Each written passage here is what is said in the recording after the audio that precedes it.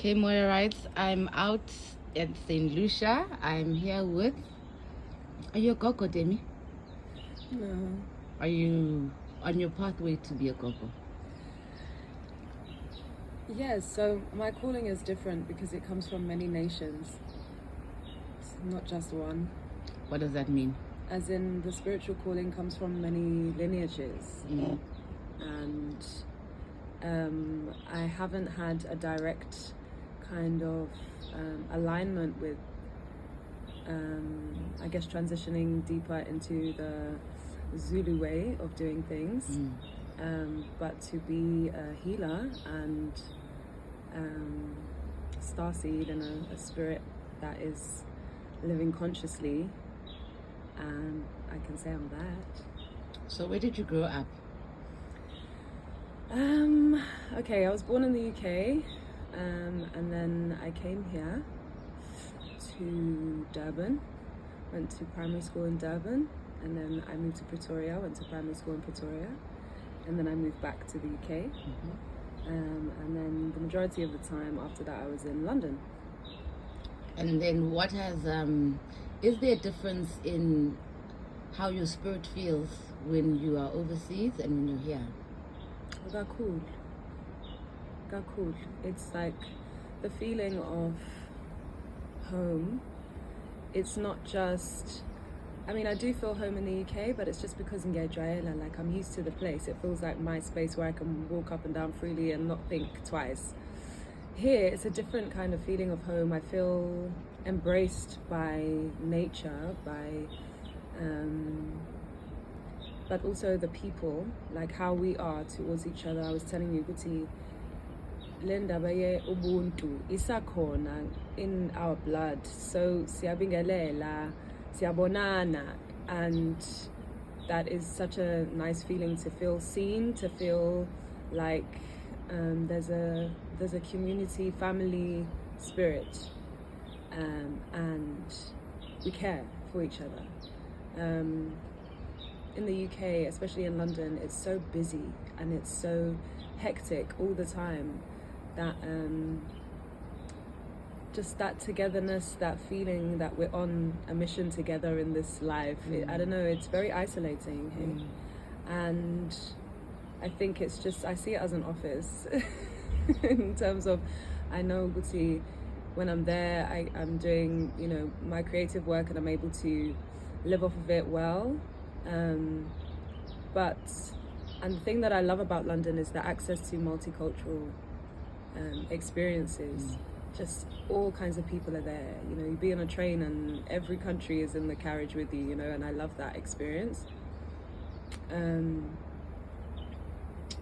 But here, there's just this togetherness, there's this free-spiritedness, this spontaneity like we've just displayed, of just like saying, let's just go to the sea, or let's just go on a road trip and just go, you know, heal and feel connected to the universe, to the earth,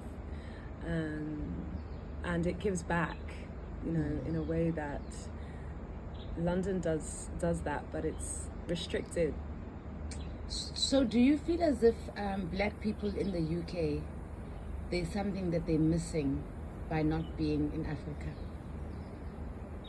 Of course. I think that it's a sacrifice, isn't it, to let go of your culture, your people, your land, to go and try and migrate and try and make something somewhere else. But I think it's all part of the narrative.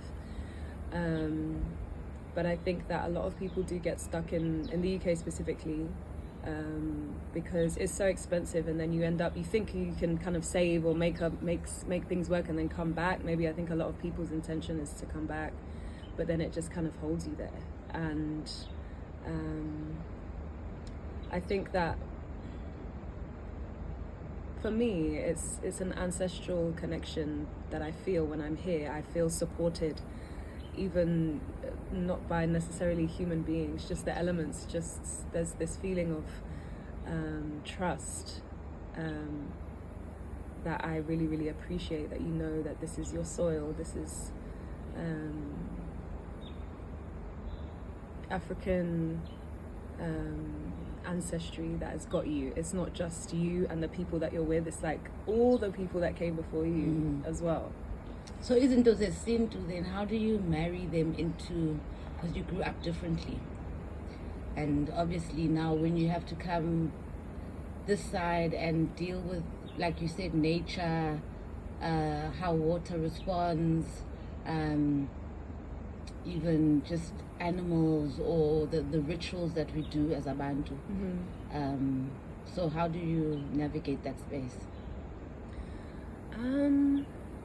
For me personally, there's certain things that I take with me. Msamo, la pekaya, AUK, Ngishisimpepo, Ngiyakhuluma, and those types of moments is when and also because my grandmother is the one who first moved to the UK, so ukhona lapha in that space too, and that's for me also a beautiful narrative to continue to write the story of, then we moved from here, then we moved there, then we had a whole experience there, whole generation, so yeah, there's those small things that I do that keep me feeling connected, and I think a lot of people have their different ways, whether you're Yoruba and you practice wherever you are, you know what I mean? So I think it is possible to continue, but then there's I have a Zimbabwean friend now, yeah, he slaughters chickens there.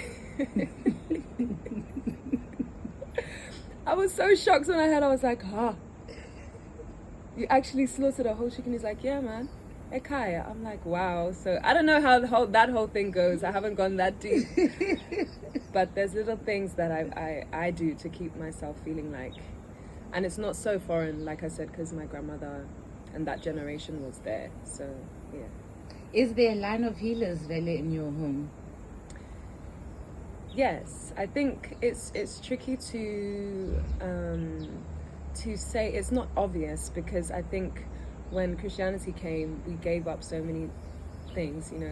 We hid so many aspects of ourselves. But yes, there is. I think even Umkulu Begi, in his music, you can tell the intention.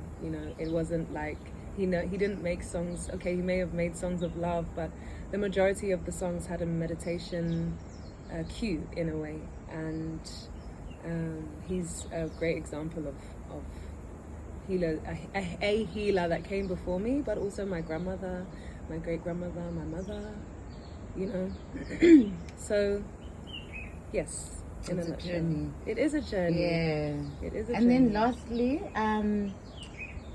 in terms of Africans all over the world, I mean, should we be doing something, or what's happening with us? It's a big question. Like I said, even Diaspora in the UK, I find that a lot of even friends of mine don't want to be there anymore, but they find it really difficult to leave. It's like it kind of becomes this dream desire space that is like, I know I feel like I should come back, and I know that it's going to give me a lot, but it's like when I've got the time, or when I've got the money, or when I've got the, there's this disconnect, there's this kind of I don't know if it's fear, but reluctance to actually just go with it and see. But a lot of people are going back to spend a lot of time in their home countries as well. But in terms of African people in general, I think I was very passionate as a young person in terms of organization, what are we doing? I was very much like Sitini, Kipan, what's the plan, And then I calmed down a lot when I realized that we have to all individually do our own healing first. There is no organization without that point, because if we get together, until we actually do that process of healing internally. So I think that it's so beautiful that we are in a transitional space of reclaiming our own spirituality. We are much more aware of how important healing is and what healing is, because I think with the missionaries that came along, they kind of blocked us from all our own indigenous knowledge of what healing is. Like, we used to know all the plants, all the whatever the issue was, we had the solution. And then there's this kind of cut-off point where we kind of get confused and start thinking of ways that weren't taught by us or taught externally to us. We start seeing that as the option of healing. But then a lot of the time there's things that are missing in those spaces, you know. So yes, the answer to your question is that I feel like for me, it's an internal journey, healing journey first, then we get together. And I think that's just pure alignment. It's an individual journey, but it is also a collective journey, and we just got to hold space for each other as we go through these transitional times. And I think we have a lot to look forward to as African people. I just feel like we need to love ourselves a lot more, trust ourselves a lot more, because the empowerment isn't going to come from outside, it comes from within. So yeah. Thank you. Thank you. Thank you, darling.